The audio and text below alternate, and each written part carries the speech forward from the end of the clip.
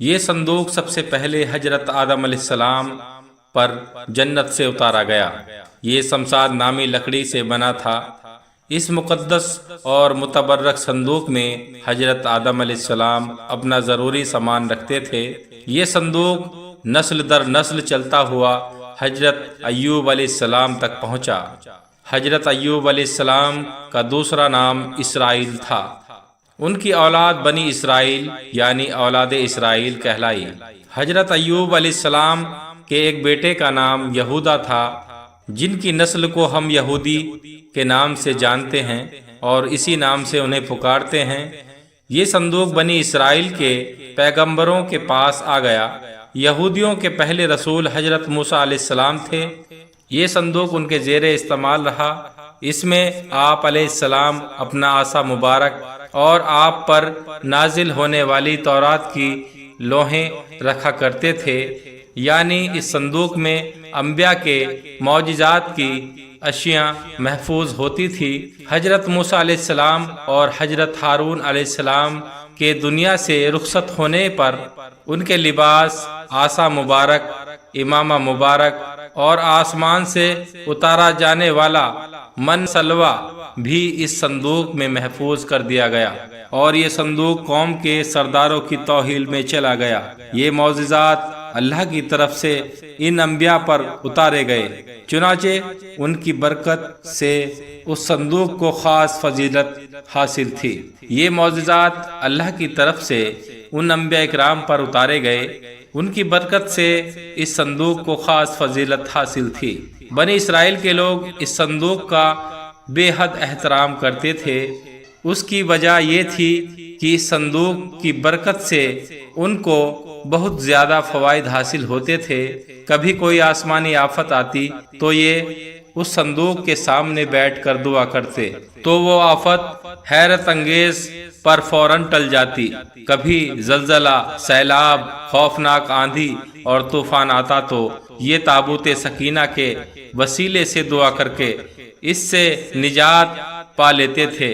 اسی طرح جنگ و جدل کے دوران بڑے سے بڑے لشکر کے ساتھ مقابلہ کرتے وقت صندوق فوج کے آگے لے کر چلتے، جس کی برکت سے ان کے حوصلے بھی بلند ہو جاتے اور دشمن کے افواج پر کم سے کم جانی نقصان کے بدلے غالب آ جاتے۔ خاص موقعوں اور تہواروں پر اس صندوق کو عزت و احترام کے ساتھ کاندھوں پر اٹھا کر جلوس نکالا کرتے تھے۔ اس مقدس صندوق کی حفاظت کے لیے فوج کا ایک خصوصی محافظ دستیاب ہوتا تھا۔ یہ فوج بہت عجیب و غریب عادت کی مالک تھی۔ ایک طرف تو صندوق اور اس میں موجود اشیاء کا احترام اس قدر کے تصور بھی نہیں کیا جا سکتا، دوسری طرف اللہ کے احکامات سے مکمل روگردانی کرنا ان کا معمول بن چکا تھا۔ یہ نہایت ضدی، اڑیل، مغرور اور سرکش لوگ تھے، حد سے زیادہ لالچی، مال دولت سے محبت کرنے والے اور ظالم تھے۔ اپنے انبیاء اور علماء کی روک ٹوک پر ان کو خوفناک اذیتیں دیا کرتے تھے۔ جب ان کی سرکشی حد سے زیادہ بڑھنے لگی تو اللہ نے ان کو عذاب دینے کے لیے ان پر قوم عمالقہ مقرر کر دی۔ اس قوم کے بادشاہ جالوت نے ان پر انتہائی زبردست حملہ کیا، ان کی بستیاں اجاڑ دیں، شہروں کو جلا کر راکھ کا ڈھیر کر دیا، بے شمار لوگوں کو قتل عام کر کے ہلاک کر دیا اور ان کا تابوت سکینہ چھین کر ساتھ لے گیا۔ مفسرین کے مطابق اس نے اس صندوق کو گندگی کے ڈھیر پر پھینک دیا۔ تابوت کی اس بے حرمتی پر اللہ تعالی کی طرف سے قوم عمالقہ پر اللہ کا عذاب نازل ہوا۔ جس شہر کے گندگی ڈھیر پر یہ صندوق پھینکا گیا تھا، اس شہر میں ایک عجیب سی وبا پھوٹ پڑی جس کا کسی حکیم معالج کے پاس علاج نہیں تھا۔ لوگ بہت تیزی سے لقمہ اجل بننے لگے۔ لوگ پریشان ہو کر حاکم شہر کے پاس پہنچے۔ اس نے کاہنوں کو جمع کیا اور ان سے اس عذاب کی وجہ معلوم کرنی چاہی۔ کاہنوں نے حساب لگا کر بتایا کہ اس عذاب کی وجہ تابوت سکینہ کی شدید بے حرمتی ہے۔ وہ لوگ اس صندوق کو بنی اسرائیل کو کسی صورت میں واپس نہیں کرنا چاہتے تھے، چنانچہ یہ صندوق ایک دوسرے شہر میں پہنچا دیا گیا۔ حیرت انگیز طور پر صندوق پہنچانے کے بعد اس شہر میں بھی وہی خوفناک مرض پھوٹ پڑا اور ہزاروں کی تعداد میں روزانہ انسان مرنے لگے۔ کہا جاتا ہے کہ اس صندوق کی وجہ اس قوم کے 5 شہر مکمل طور پر تباہ ہو گئے تھے۔ مختلف آفت امراض نے اس قوم کو اپنی لپیٹ میں لے لیا تھا۔ اس پر فیصلہ کیا گیا کہ یہ تابوت واپس بنی اسرائیل کو دے دیا جائے۔ صندوق کو ایک بیل گاڑی پر رکھا گیا اور اسے شہر سے نکال دیا گیا۔ خدا کی قدرت سے بیل اس صندوق کو لے کر بنی اسرائیل کے ملک کی طرف روانہ ہو گئے۔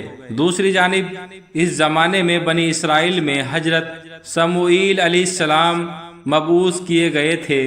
حضرت سموئیل علیہ السلام طالوت کو، جو کہ ایک نیک انسان تھے، بنی اسرائیل کا بادشاہ بنانا چاہتے تھے، جبکہ بنی اسرائیل حسب معمول سرکشی اختیار کیے ہوئے تھے، نبی کی کسی بات پر عمل کرنے کو تیار نہیں تھے۔ آخرکار قوم کے سرداروں نے جان چھڑانے کی خاطر حضرت سموئیل علیہ السلام سے مطالبہ کیا کہ اگر وہ اللہ کے سچے نبی ہیں اور چاہتے ہیں کہ ان کا حکم مانا جائے تو وہ دعا کریں کہ ان کا قیمتی اور مقدس تابوت سکینہ ان کو واپس مل جائے۔ اگر ان کی دعا قبول ہوئی تو وہ ان کی ہر بات تسلیم کریں گے۔ اس پر حضرت سموئیل علیہ السلام نے حکم ربی سے ان کے ساتھ وعدہ کر لیا کہ تابوت سکینہ اگلے روز صبح تک خود بخود ان کے پاس پہنچ جائے گا۔ اس پر سردار کا مذاق اڑانے لگے، کیونکہ وہ قوم عمالقہ کی غضبناکی سے اچھی طرح واقف تھے۔ وہ جانتے تھے کہ ان کے قبضے سے اس تابوت کا واپس ناممکن تھا۔ اگلے روز بیل گاڑی پر لدا ہوا تابوت سکینہ ان تک پہنچ گیا، جس پر حسب وعدہ انہوں نے اپنے نبی کا حکم مان کر طالوت کو اپنا بادشاہ تسلیم کر لیا۔ قرآن پاک کی آیت میں اسی واقعے کا ذکر کیا گیا ہے۔ تابوت سکینہ دوبارہ حاصل ہونے پر اس قوم کے حالات میں ایک بار پھر بہتری آنے لگی، لیکن ان کے اعمال وہی رہے۔ پھر حضرت داؤد علیہ السلام کا دور آیا۔ اس وقت تک یہ قوم خانہ بدوشوں سی زندگی گزارنے لگی تھی اور تابوت سکینہ بھی ایک خیمے میں ہی رکھا جاتا تھا۔ حضرت داؤد علیہ السلام نے ان کے لیے ایک عبادت گاہ تعمیر کرنے کا ارادہ کیا، جسے ان کے بعد ان کے بیٹے حضرت سلیمان علیہ السلام نے بیت المقدس کے مقام پر عظیم الشان عبادت گاہ کی شکل میں پایۂ تکمیل تک پہنچایا۔ تابوت سکینہ کو خیمے سے نکال کر اس عبادت گاہ میں رکھ دیا گیا۔ اس عبادت گاہ کے تابوت سکینہ والے حصے میں سوائے انبیاء اور اس کے بڑے عالم کے کسی کو بھی جانے کی اجازت نہیں تھی۔ حضرت سلیمان علیہ السلام کی وفات کے بعد آپ کی انگوٹھی مبارک بھی اسی تابوت میں محفوظ کر دی گئی۔ جب حضرت زکریا علیہ السلام کا زمانہ آیا تو اس وقت تک یہ قوم اس قدر گمراہی میں ڈوب چکی تھی کہ اللہ کے پیغمبروں کی تذلیل اور تحقیر ان کا معمول بن چکی تھی۔ ان پر ظلم تشدد ان کے آگے عام سی بات تھی۔ جب حضرت زکریا علیہ السلام کو زندہ آرے سے چیرا گیا، ان کے بعد ان کے بیٹے حضرت یحییٰ علیہ السلام کو انتہائی بے رحمی سے قتل کیا گیا تو اللہ تعالیٰ ان سے سخت ناراض ہو گیا۔ یہ حضرت عیسیٰ علیہ السلام کی پیدائش سے 586 سال پہلے کی بات ہے کہ حضرت یحییٰ کے قتل کے تھوڑے ہی عرصے بعد عراق کے بادشاہ بخت نصیر نے اسرائیل پر بہت بڑا حملہ کر دیا۔ اسرائیل کی اینٹ سے اینٹ بجا دی، لاکھوں یہودی قتل کر دیے گئے اور لاکھوں کو غلام بنا لیا گیا۔ بیت المقدس کو مکمل تباہ کر دیا گیا۔ اور اس میں رکھے تابوت سکینہ کو قبضے میں لیا اور اپنے ساتھ لے گئے۔ یہ وقت بنی اسرائیل کی تاریخ میں سب سے کڑا تھا۔ بخت نصیر نے تابوت سکینہ کا کیا کیا یہ آج تک کسی کو معلوم نہیں ہو سکا۔ تابوت سکینہ ہمیشہ کے لیے یہودیوں سے چھین لیا گیا۔ ساتھ ہی یہودی قوم، وہ قوم جو تاریخ کی سب سے بہترین قوم تھی، جسے اللہ کی لاڈلی قوم ہونے کا فخر حاصل تھا، اپنی بدعمالیوں کی وجہ سے ہمیشہ کے لیے اللہ کی بارگاہ میں ملعون ہو گئی، دنیا میں رسوا ہو کر رہ گئی۔ آج یہودیوں کو 2000 سال بعد دوبارہ اسرائیل کی سرزمین پر قدم جمانے کا موقع ملا ہے، تو بھی اس قوم کی وہی عادت و تیور ہیں، وہی ظلم و جبر، دھونس، دھاندلی، تکبر، خود کو ساری دنیا سے اعلیٰ و ارفع سمجھنے کا خناس، اللہ کی طرف سے لعنت زدہ ہو جانے کے باوجود بھی ابھی تک اللہ کی لاڈلی قوم ہونے کی خوش فہمی موجود ہے۔ وہی مال و دولت کا لالچ اور مال جمع کرنے کے وہی صدیوں پرانے شیطانی طریقے، ان کا کچھ بھی نہیں بدلا۔ آج بھی اسی جگہ حضرت سلیمان علیہ السلام والی عبادت گاہ تعمیر کرنے کا جنون اور اسی طرح تابوت سکینہ کو دوبارہ حاصل کر کے ہیکل سلیمانی میں رکھنے کا بخار ہے۔ یہ آج بھی مسجد اقصی کی مغربی دیوار جو ٹائٹس کے حملے میں بچ گئی تھی، ہیکل سلیمانی کی آخری نشانی سمجھ کر اس سے لپٹ کر دہاڑے مار مار کر روتے ہیں۔ اپنی عظمت کے دنوں کو یاد کر کے رونا ان کی عبادت بن چکی ہے، لیکن ابھی تک ناسمجھ ہیں۔ ان کے جنون اور ماضی سے لپٹے رہنے کا یہ عالم ہے کہ پورے ارض کو کھود کر اس میں سے تابوت سکینہ تلاش کرتے پھر رہے ہیں۔ ان کو اپنے آخری مسیحا کا بے صبری سے انتظار ہے، جس کے جھنڈے کے تلے ایک بار پھر ان کو پوری دنیا پر غلبہ حاصل ہو جائے گا۔ اس ایک آنکھ والے مسیحا دجال سے ان کو اس قدر محبت ہے کہ پوری دنیا میں اس کی ایک آنکھ کی نشانی کا پرچار کرتے پھر رہے ہیں۔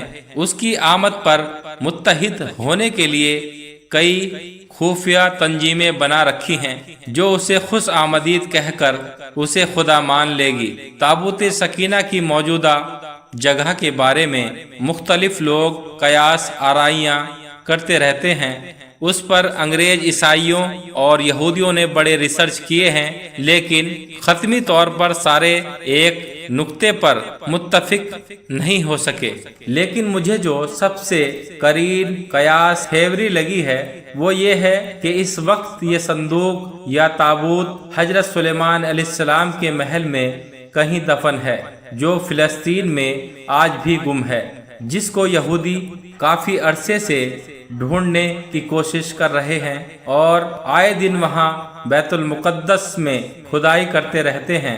اس کے متعلق بہت ہی نظریات ہیں، اور میرا خیال ہے کہ یہ تابوت اب بھی حضرت سلیمان علیہ السلام محل کے اندر ہی کہیں دفن ہے۔ کچھ کے نزدیک اس کو افریقہ لے جایا گیا ہے۔ ایک مشہور ماہر آثار قدیمہ ران واٹس کا کہنا ہے کہ یہ مشرق وسطی میں موجود ہے۔ کچھ لوگوں کے مطابق اس کو ڈھونڈنے کی کوشش انگلینڈ کے علاقوں میں کرنی چاہیے، جبکہ کچھ اسکالرز کا ماننا ہے کہ یہ تابوت ایتھوپیا کے تاریخی گرجا گھر یکسم میں پڑا ہوا ہے۔ ایک اور نظریہ ہے کہ یہ بحیرہ مردار کے قریب ایک غار کے اندر کہیں گم ہو چکا ہے۔